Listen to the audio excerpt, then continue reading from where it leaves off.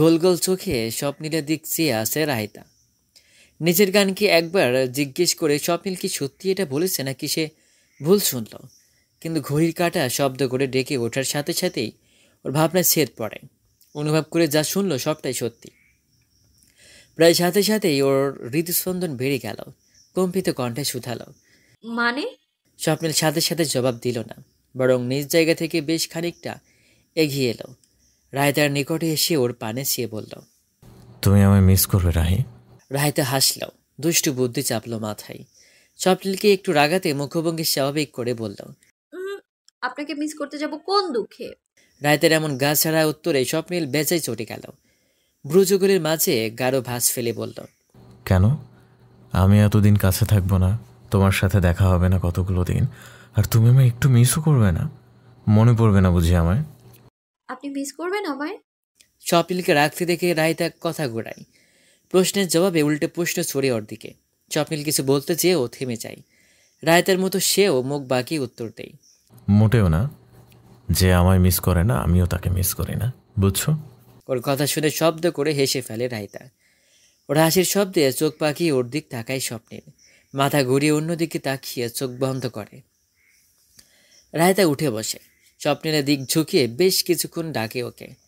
এই যে শুনছেন, উঠুন না, আমি তো মজা করছিলাম, শুনছেন? রাহিতার এতবার ডাকার পরও স্বপ্নিল আগেকার ন্যায় ঘাপটি মেরে শুয়ে থাকে অপর দিকে হয়ে। এক পর্যায়ে ক্লান্ত রাহিতা হাল ছেড়ে দেয়। খেয়াল করে দেখি স্বপ্নিল শান্ত নিঃশ্বাস ফেলছে। সেভাবেও হয়তো ঘুমিয়ে গেছে, তাই জবাব দিচ্ছে না। ভাবা স্বপ্নিল বেশ দ্রুত ঘুমিয়ে যেতে পারে, এ ব্যাপারে ওর আগেকার রেকর্ড আছে। বিয়ের পর থেকেই বিষয়টা দেখে আসছে রায়তা। যতই দুঃখ হোক আর যতই কিছু হোক, স্বপ্নিল বেশিক্ষণ না ঘুমিয়ে থাকতেই পারে না, ওর ঘুম লাগবেই।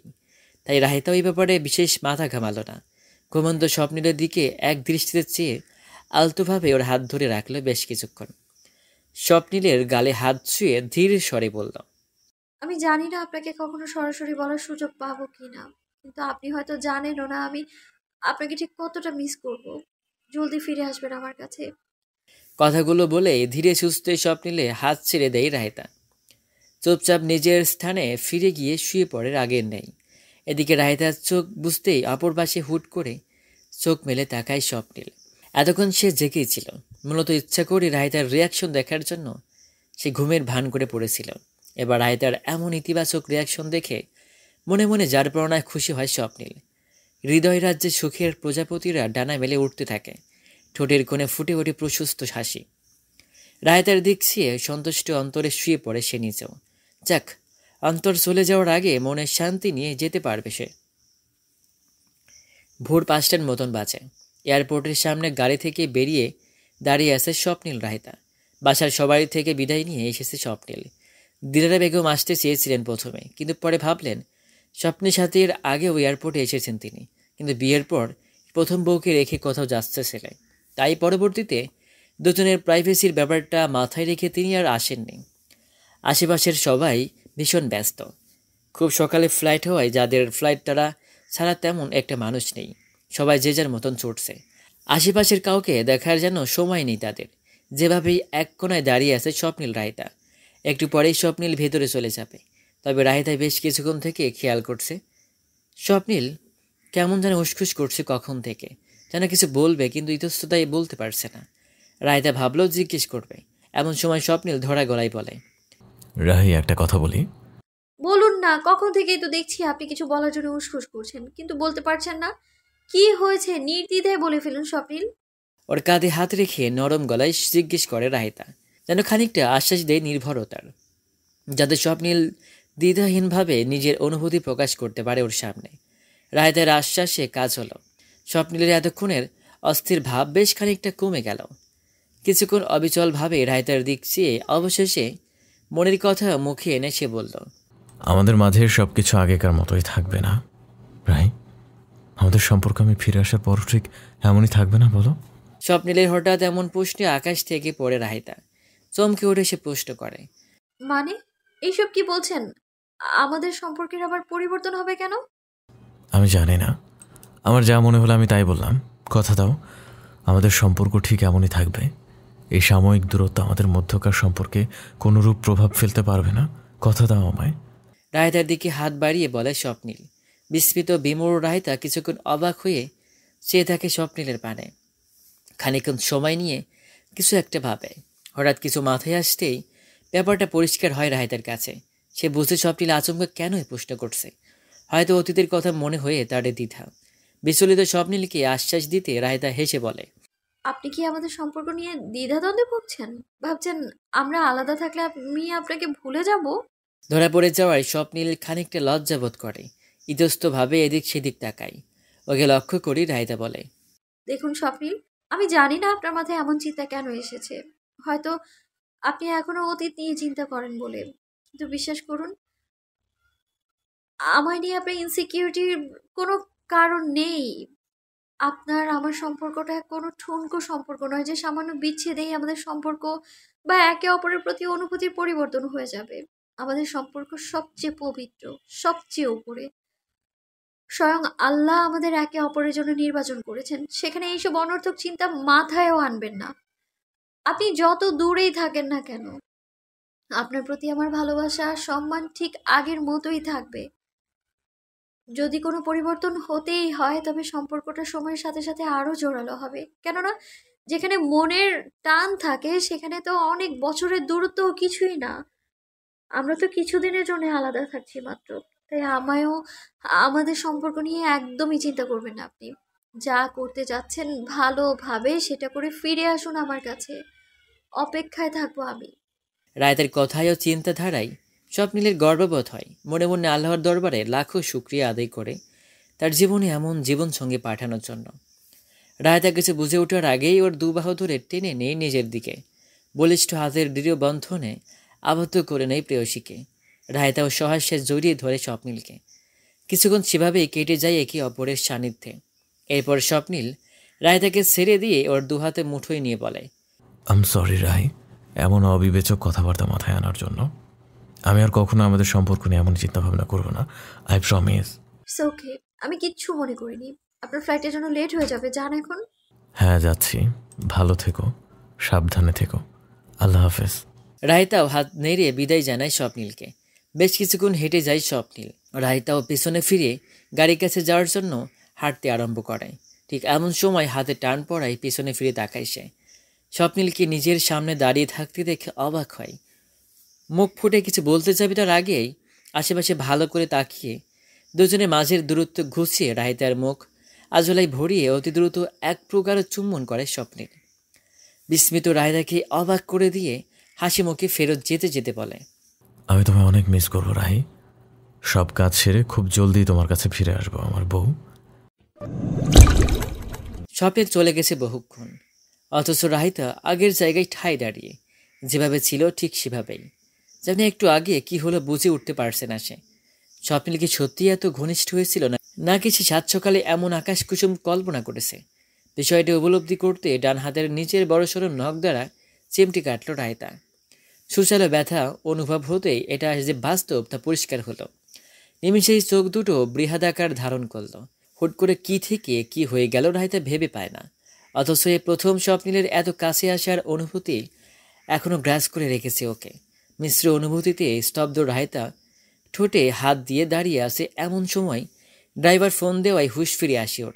ফোন রিসিভ করে দ্রুত পায়ে হেঁটে গাড়ির কাছে চলে যায় সে। স্বপ্নীল পৌঁছে ফোন করেছে মায়ের কাছে। ও রায়তাকেও ফোন দিয়েছিল, কিন্তু সে ইচ্ছে করে ফোন রিসিভ করেনি। কেন করেনি তা স্বপ্নীল মনে মনে ঠিকই বুঝেছে। এয়ারপোর্টে চলে আসার আগে ও যা করেছে তাতে নির্ঘাত ভীষণ লজ্জা পেয়েছে রায়তা। যে লাজুক মেয়েটা এখন তো আরও বাহানা পেয়েছে পালিয়ে বেড়ানোর, তাই ইচ্ছে করেই ওকে জ্বালাচ্ছে। সামনে থাকলে তো আর এটা করতে পারতো না, স্বপ্নীল সুযোগই দিত না। মনে মনে ভাবে স্বপ্নীল। এখন কদিন যে রায়তা এমন করবে কে জানে।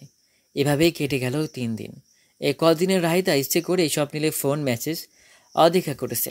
মনে মনে সে দেখতে চাইছে স্বপ্নীল ওর জন্য ছটফট করে কিনা, সেও কি ঠিক একইভাবে ওর জন্য অস্থির হয় কিনা। অপরদিকে রায়তার এই কাজে ভীষণ বিরক্ত স্বপ্নীল। কোথায় সারাদিন ক্লায়েন্টদের সাথে ব্যস্ততা শেষে হোটেলে ফিরে যে একটু বউয়ের সাথে একান্তে কথা বলে সারা দিনের ক্লান্তি দূর করবে, অথচ ওর বউ ওকে পাত্তাই দিচ্ছে না। এতবার ফোন দিল, মেসেজ দিল, তবু রায়তা একটা বারের জবাব দিল না। এটা কি বেশি বেশি হচ্ছে না? কেন এমন করছে সেই স্বপ্নিলের সাথে? মনে মনে রায়তার প্রতি বেশ রাগ হয় স্বপ্নিলের, যে রাগের ছুটে সে আর ইচ্ছে করে রায়তাকে ফোন মেসেজ দেয় না। স্বপ্নিলও দেখতে চায় রায়তার কদিন ওকে এভাবে ইগনোর করতে পারে। 2 সপ্তাহ পর তো এমনিতেই দেশে যাচ্ছে সে, তখন একেবারে সুদে আসলে সব ফেরত নিবে রায়তার থেকে। পরক্ষণে আবার স্বপ্নিল ভাবে, একটা সামান্য কিস করাতে যদি রায়তা এমন করে তবে সে সামনে এগোবে কি করে? এটা বড্ড ভাবনার বিষয়। এ লজ্জাবতীকে নিয়ে সে কি করবে? এমনই সব অদ্ভুত সব চিন্তা ভাবনা করে দিন কাটে স্বপ্নিলের। একদিকে স্বপ্নিল রায়তার এই লুকোচুরি প্রেম, অন্যদিকে দুজনেই একে অপরের খোঁজ নিতে থাকলো দিলারা বেগমের থেকে, যা পার্থপক্ষে ওনার দুশ্চিন্তার পারদ আরও বাড়িয়ে দিল। স্বামীর প্রথমবার বিদেশ গেলে অথচ বউ ওর সাথে কোনো কথা বলছে না। আবার স্বপ্নিল মায়ের থেকে রায়তার খোঁজ নিচ্ছে, যার অর্থ দ্বারাই ওর নিজেরও এ ব্যাপারে বিশেষ মাথা ব্যথা নেই। দুজনে এভাবেই বেশ আছে। তবে কি এ দূরত্ব ওদের মধ্যকার দূরত্বকে আরও বাড়িয়ে দিল? এমন হলে তো মুশকিল। এভাবে চললে কি করে হয় দিলার বেগম ভেবে পায় না। সপ্তাহখানেক পেরোনোর এক ফাঁকে দিলার বেগম কথা বলার সুযোগ খুঁজছিলেন রায়তার সাথে। আজ সুযোগ পেয়ে কাজেও লাগালেন। রাত 8:30টার মতন হবে। সামিরা পড়ছে আর রায়তা পড়া শেষ করে বিছানায় শুয়ে ফোন টিপছিল। এমন সময় তেলের বাটি নিয়ে রুমে চলে এলেন দিলারা বেগম। শাশুড়িকে আসতে দেখে উঠে বসে রায়তা। ওনার হাতে তেলের বাটি দেখে বলে, মাথায় তেল দেবেন মা? দিয়ে দেবো? না রে, রহিমা ঘুমানোর আগে গিয়ে দিয়ে দেবে আমায়। আমি তো এখন তোর মাথায় দিয়ে দেব বলেই তেল গরম করে আনলাম। ওনার কথায় রায়তা হাসে। হাসিমুখী নম্র সুরে বলে, কেন এত কষ্ট করতে গেলেন মা? আমি একাই দিতে পারতাম। এটাতে আবার কিসের কষ্ট? তুই আমার একমাত্র ছেলের বউ, তোর জন্য এটুকু করতেই পারি নাকি? আয় বস এখন, আমি খাটে বসছি। এবার না করতে পারে না রাহিতা। বলা বাহুল তো, শাশুড়িকে ভীষণ শ্রদ্ধা করে সে। তার এত মায়াময় কথায় সে কখনোই মানা করতে পারবে না। তাই তো চুপচাপ বসে পড়ে পিছন ফিরে দিলারা বেগমের সামনে। তেল দেওয়ার ফাঁকে ফাঁকে টুকটাক কথাবার্তা হচ্ছিল দুজনের। এমন সময় প্রসঙ্গ বুঝে হঠাৎ দিলারা বেগম বলেন, আচ্ছা রাহি, একটা কথা বলতো, হ্যাঁ বলুন না মা। তোর লাস্ট কবে স্বপ্নিলের সাথে কথা হয়েছিল রে? না মানে, আমি কাল রাতে কথা বলেছি তো। ছেলেটা আজ ফোন দিল না সারাদিন একবারও। কি করছে কে জানে। তোর সাথে কথা হয়েছে রে? শাশুড়ির কথা শুষ্ক ঢোক গিলে রাহিতা। মনে মনে ভাবে সে কী করে বলবে তার সাথে স্বপ্নিলের শেষ কথা হয়েছিল যেদিন স্বপ্নিল দেশ ছেড়েছে সেদিনই। আর ওই দিন ওদের মাঝে যা হয়েছে, তারপর থেকেই যে সে ইচ্ছে করে স্বপ্নিলের সাথে কথা বলছে না, ওকে জ্বালাচ্ছে, এটা তো আর শাশুড়িকে মুখে বলা যাবে না, তাই না? রায়তা পড়ল দোটা নাই। একদিকে শাশুড়িকে মিথ্যে বলতে সায় দিল না মন, অপরদিকে সত্যটা বলার মতো ঠোঁটকাটা সে নয়। তাই কথা পাল্টাতে কোনো মতো সে বলল, আজকে ফোন দিয়েছিলাম ওনাকে, ধরেননি ফোন, হয়তো খুব ব্যস্ত। আপনি চিন্তা করবেন না মা, ফ্রি হলে তিনি ঠিকই ফোন দিবেন। ও, এটা হতে পারে। এখন এক কাজ করতো, ফোন দে স্বপ্নিলকে, দেখি এখন ধরে কি না। আমার ফোন তো রুমে রেখে এসছি, তোরটা থেকে দে তো। দিলারা বেগমের কথায় রায়তা পড়ে বিপাকে। এই যে সে খুব সন্তর্পণে সপ্তাহখানেক ধরে স্বপ্নিলকে এড়িয়ে চলল, এরপর এখন হঠাৎ করে কিভাবে ফোন দিবে? কিন্তু রায়তার ভাবনা ওর মনের মাঝেই চাপা পড়ে গেল।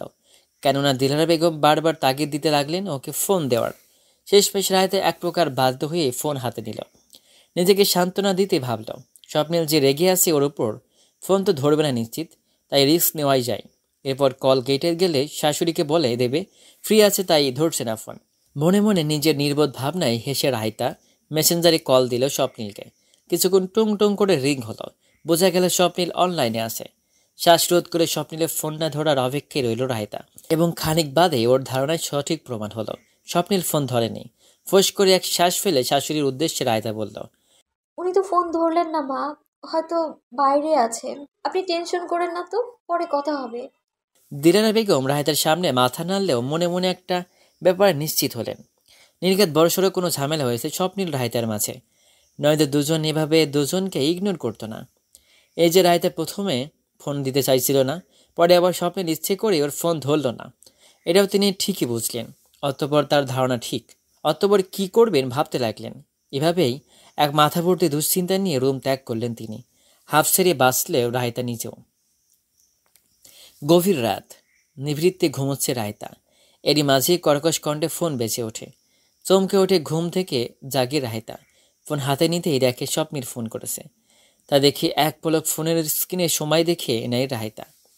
এতদিন মনের বিরুদ্ধে যেয়ে স্বপ্নিলকে ইগনোর করলেও আজ মাঝরাতে স্বপ্নিলের ফোন আর উপেক্ষা করতে পারল না সে। বুকের মাঝে ছলাৎ করে উঠল রক্ত। এক রাশ বাজে চিন্তা ভর করলো মাথায়। সেদিনের পর থেকে তো স্বপ্নিল আর ফোন দেয়নি ওকে একবারও। তবে আজ এ সময় ফোন দিল কেন? স্বপ্নিল ঠিক আছে তো? ওর কিছু হলো না তো? ব্যস্ত হয়তো দ্রুত ভঙ্গিতে রাহিতা ফোন রিসিভ করে। অস্থির কণ্ঠে বলে, হ্যালো। কিছুক্ষণ অতিক্রম হয়। ওপাশ থেকে স্বপ্নিল কোনো সারা শব্দ পাওয়া যায় না। মাঝে মাঝে গাড়ির আওয়াজ আসে শুধু। এবার রাহিতার বুক কাঁপে। একরাশ বাজে চিন্তায় ঘেমে যায় সে। স্বপ্নিল কথা বলছে না কেন? সে ঠিক আছে তো? মনে মনে নিজেকে হাজারো গালি দিতে থাকে এতদিন স্বপ্নিলকে ইগনোর করার জন্য। বুকে ভয়, চোখে পানি নিয়ে কম্পিত কণ্ঠে পুনরায় শুধায়, হ্যালো, আপনি কথা বলছেন না কেন? শুনতে পাচ্ছেন? স্বপ্নিল, ঠিক আছেন আপনি? রায়তার ক্রন্দনরত কণ্ঠে কাজ হয়। এবার ফোনের ওপাশ থেকে স্বপ্নিলের আওয়াজ ভেসে আসে কানে। ঠিক রেখেছো যে থাকবো? স্বপ্নিলের কণ্ঠ শুনে রায়তার ভয় কাটে। এতক্ষণে চিন্তা ভাবনা সব জানালা দিয়ে পালাই। এতদিন পর প্রিয়তমের কণ্ঠ শুনে কলিজা ঠান্ডা হয় রায়তার। আবেগে ভাসে সে। ঠোঁটে ঠোঁটে চেপে কান্না থামায়। দু একবার ওর নাক টানার আওয়াজ শোনা যায় শুধু। স্বপ্নিল এখনও নিশ্চুপ। রায়তা ভাবল স্বপ্নিল হয়তো আর কথা বলবে না ওর সাথে।